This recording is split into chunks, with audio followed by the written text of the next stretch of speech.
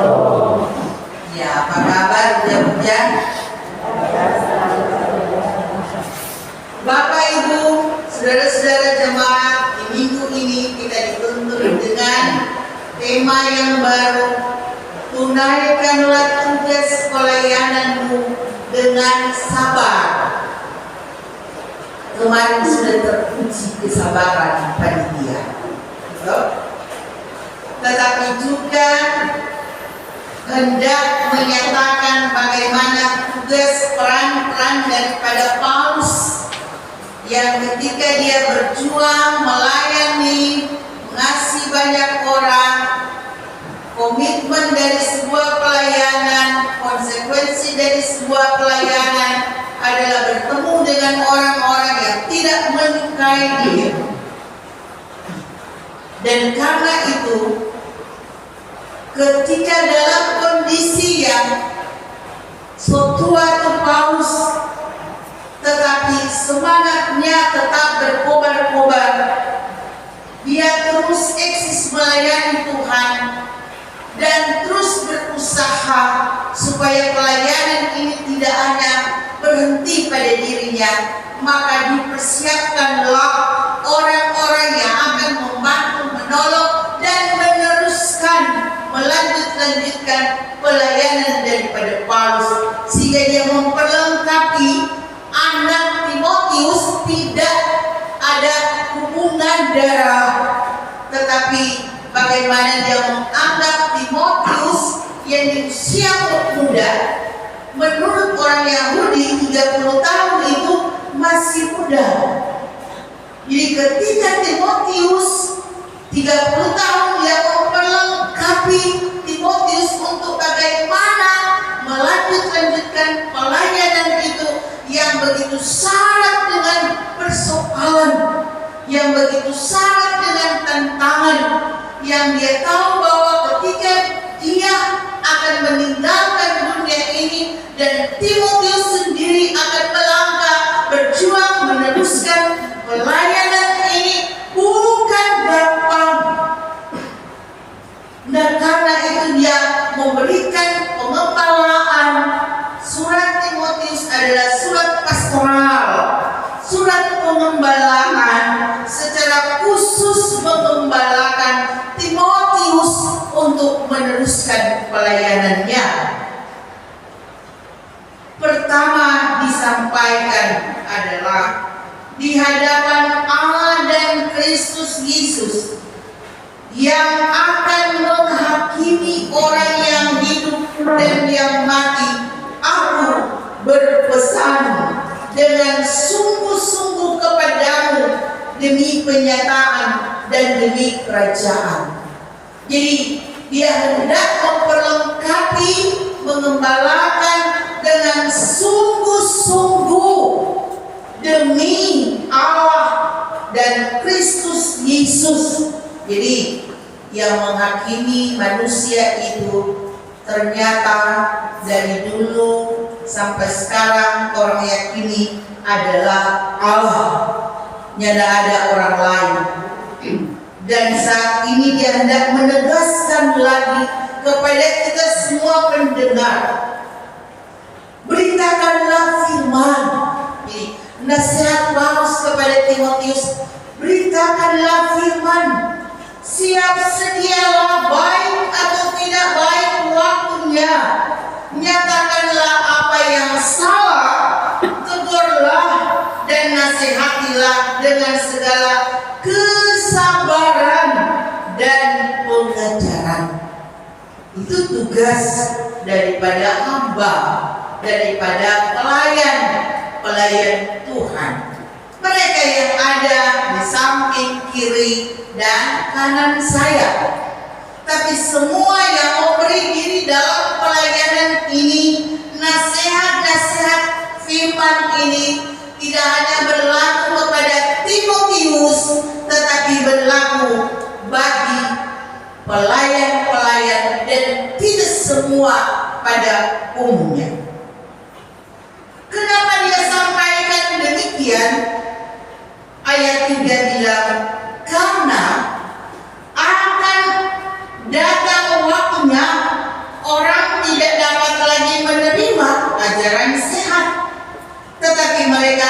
mengumpulkan guru-guru menurut kehendaknya untuk memuaskan keinginan telinganya. Ada yang memalingkan telinga di mau mendengar. Mereka yang tidak mau datang di rumah Tuhan. Mereka yang tidak mau datang beribadah kepada Tuhan. Tapi ada juga guru-guru palsu yang hendak menyesatkan. Kenapa semua mau pergi ibadah? Kenapa kita sedangkan kita nak jadi ibadah sehat, kuat, dapat kekayaan banyak, ya? Guru-guru palsu, dan itu sudah disampaikan dalam bagian bacaan. Paulus hendak menyampaikan kepada Timotius pasti akan berhadapan dengan orang-orang seperti itu, dan itu kenyataan.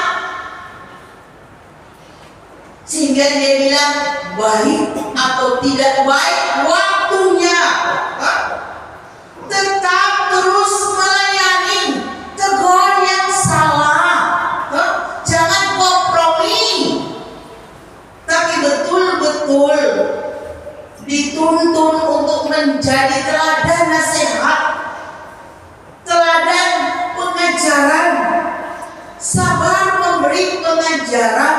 Mungkin hari ini tidak didengar karena tidak semua yang menyampaikan berita itu didengar. Ada orang tutup telinga. Kadang juga keluarga kita, anak-anak kita, stop yo mama, stop yo papa, so boleh tiap hari kasih nasihat, tiap hari kasih ini kasih itu. Kadang orang menghindar. Ada badengar mal pegang HP. Seperti itu anak-anak kita sekarang kan. Kalau panggil 10 kali panggil baru badengar. Itu baru di keluarga. Jadi kita tidak harus marah kalau jemaat memang kadang tak badengar. Kadang sedang termasuk yang bagus, sudah bilang tidak bagus. Sudah tunggu waktunya Tuhan berproses. Tetapi tugas-tugas ini disampaikan bahwa nyatakanlah yang salah, tegurlah dan nasihatilah. Salah bilang salah, benar bilang benar. Jangan salah jadi benar, benar jadi salah. Jangan jadi istimewa dan jadi mahal, itu salah karena doi. Benar jadi miskin, jadi susah karena kita orang kecil. Kadang kenyataan itu seperti saya katakan tidak sesuai dengan ekspektasi. Dan itu yang kita terima, realita yang kita terima. Kadang seperti itu. Tetapi bagaimanapun Paulus hendak menuntun dan menasihati Timotius tetap sabar dalam memberi pengajaran dan memberi nasihat. Kata-kata pengajaran dan nasihat itu bukanlah sebuah akademik, bukan bahasa ibu pun. Ketika orang lain paham, dimengerti dan terima, syukur, alhamdulillah. Orang sebelah bilang, orang syukur, orang bilang alhamdulillah kalau itu diterima. Maka kalau tidak terima berarti dia adalah orang fasik. Mau enggak hamba Tuhan? Ini perintah firman. Kalau sok tinggi, kau tidak tinggal, kebaskanlah kakimu. Itu perintah. Tuh, mari orang takut, pendeta takut, kau mau kebas orang punya kaki, mau injak, mau sumpah mewakili itu jemaat, baru takut karena akan berkonsekuensi fatal. Saya pernah melakukannya dan memohon Tuhan ampun akan Pak kita. Ketika orang menimpa kita, kesunatan waktu itu kita langsung angkat tangan dan kita kebaskan kaki saya. 3 hari meninggal. Saya minta ampun dan saya memohon Tuhan kasih akan kesabaran bagi kita. Kendati kita cuma manusia. Pendeta kan manusia, bukan malaikat. Sehingga kadang-kala ada pemarah Job, keluar Job. Ini orang bilang perusuh itu pendeta asli keluar.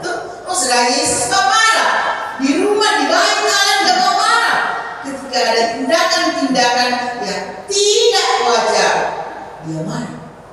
Bukan cuma sampai itu, ketika pun tidak melakukan perintah-perintahnya, hukum-hukumnya, pasti akan menerima hukuman. Bapak Ibu jamaah Tuhan, kalau di dunia perkantoran ada, kalau bikin kesalahan ada punishment-nya. Kalau bikin bagus dan baik ada reward-nya. Tuhan juga demikian. Kalau melakukan kebaikan, berkat-berkat Tuhan, itulah reward-nya. Kalau melakukan kejahatan, penghukuman, itulah punishment.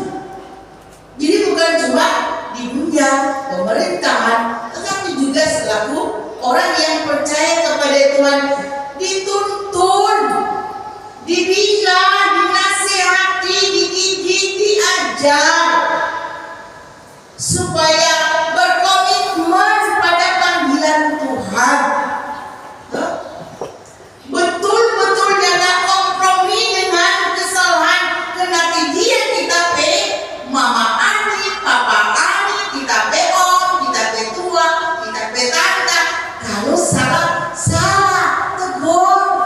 Mereka dari kita begitu, rasa begitu mau tegur kuat. Soalnya buat dia dengar, soalnya buat dia diakhir, soalnya buat dia menjabat. Gitu. Itu, aduh kalau kamu tegur pada dia, nanti dia sampul sudah masuk. Begitu kan? Nanti dia sudah kasih apa-apa apa kita. Begitu kadang seperti itu, sehingga kita kompromi dengan semua dosa-dosanya, kesalahan-kesalahan, termasuk kesalahan anak-anak kita. Itu yang terjadi di kota Mobagu, di bola Mobagu sana. Waktu murid bikin kesalahan, gurunya cuma bikin karena satu malam itu gak ada HP, dia rasa tidur, dia semua tak tidur begini, dia pegun cuma begini, dia lapor, aduh Pak, harus tampilin Pak kita dulu tampilin. Orang tua juga dia tidak asal, dia tidak nyimak, dia tidak nyambung, akhirnya viral. Itu yang terjadi banyak sekali. Bapak Ibu, kalau di dunia orang pegawai, kalau menasib begitu, memang yang mau dihukum. Mereka tunggu-tunggu juga kalau mana mau naik atau mau ke sini ke sana, nggak tinggal di tempat itu seperti itu. Yang saya alami dan rasakan, mungkin saudara-saudara pegawai rasakan. Kalau nggak ada di pangkat itu, terus nggak ada diam di pangkat itu. Tidak lagi naik, kalau boleh nggak ada turun dan dinonjolkan seperti itu kan? Itu punishment-nya. Tapi orang-orang percaya bukanlah demikian. Kalau ada yang bersalah, yang berdosa, mari datanglah kepadaku. Datang Tuhan panggil orang semua. Dia tidak pernah mengingat-ingat, apalagi kalau Tuhan ampun akan. Bapak Ibu, ada seorang raja,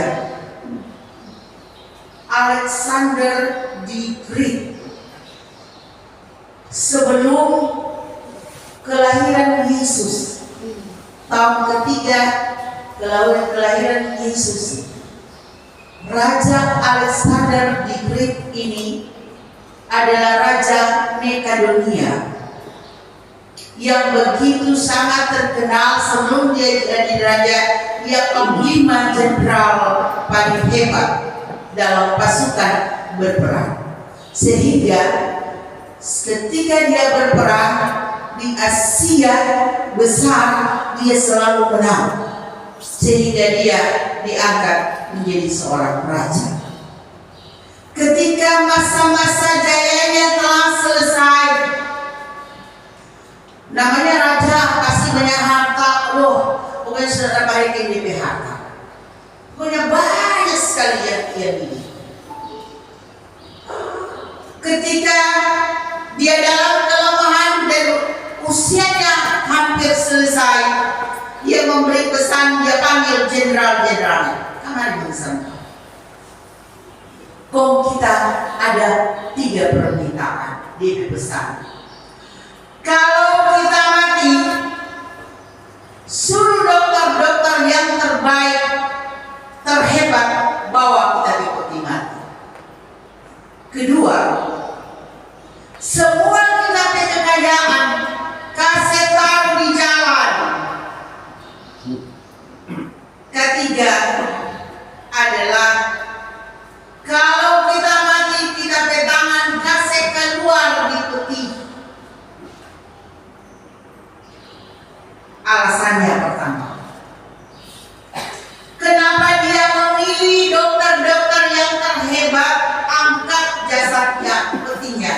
Dia bilang supaya orang tahu di dunia ini bahwa sekalipun dokter, dia tidak bisa menyelamatkan saya ketika saya mau mati. Karena itu dia sampaikan bahwa kesehatan adalah karunia yang tak ternilai. Kedua, dia bilang semua kekayaannya kasih jalan supaya manusia orang banyak tahu bahwa kendati engkau banyak, kalau mati kekayaanmu tinggal di dunia, tidak akan dibawa. Ketiga, dia bilang kenapa tangannya harus taruh di atas peti, di luar peti. Dia bilang supaya manusia tahu bahwa aku datang dengan tangan kosong dan aku pulang dengan tangan kosong juga. Terakhir dia titipkan, yang berharga dalam hidupmu adalah waktu. Hari ini kita dituntun dengan tema adalah tunaikanlah tugas pelayanmu dengan sabar. Usia hanyalah sebuah angka, tetapi proses hidupmu itulah kualitas hidupmu. Sehingga usia tidak menjamin engkau untuk jadi apa-apa di ending nanti, tetapi bagaimana perbuatanmu, apa sabar, apa setia. Karena bagi orang percaya, bagi hamba Tuhan, pelayanannya tidak diukur sukses. Bukan, kita bukan pengusaha sukses, tetapi pelayan Tuhan diukur dengan setia sampai akhir kehidupanmu. Itulah yang disampaikan oleh Paulus ketika akan mengakhiri perjalanan hidupnya di dunia ini. Dia bilang ayat 6, 7, dan 8, mengenai diriku, darahku sudah mulai dicurahkan sebagai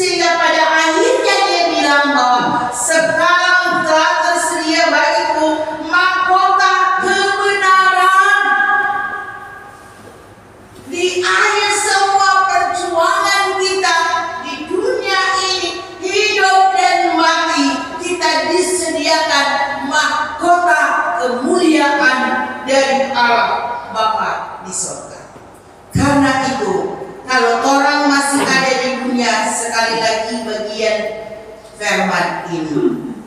Jangan mudah menghakimi. Kita punya kemampuan untuk saling menasihatkan dan menguatkan. Sebagai hamba pelayan Tuhan, menguatkan dan mendoakan. Mungkin satu waktu dia alpa, itu dia pelaksana, menguatkan, memberi nasihat. Kalau dia tidak dengar, nanti dia dengan Tuhan. Ya, itu tugas kita. Ketaatan, integritas hamba Tuhan itu dijaga. Jangan bikin malu, jangan biarkan penatuan soda parigut, so bermain judi, so melak-melak, so bermain perempuan. Jaga kehambaan kita, karena istimewa pelayan Tuhan adalah kehambaannya, integritasnya selaku hamba Tuhan. Itu yang harus digaris bawahi oleh diaken kan? Yang baru bergabung dengan para Persus yang ada.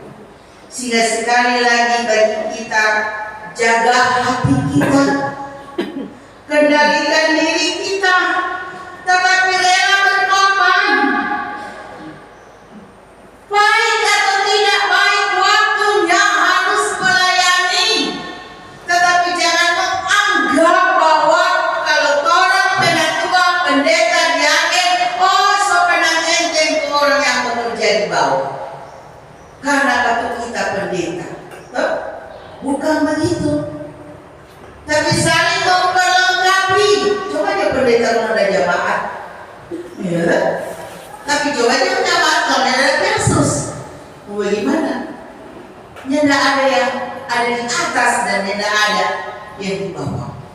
Kita dituntun oleh Tuhan untuk memahami bahwa tugas-tugas ini harus dilakukan dengan sabar. Karena kalau tidak sabar, bahaya. Tugas yang mulia ini lakukan dengan sungguh, tulus, dan sukacita. Percaya bahwa tindakan kerja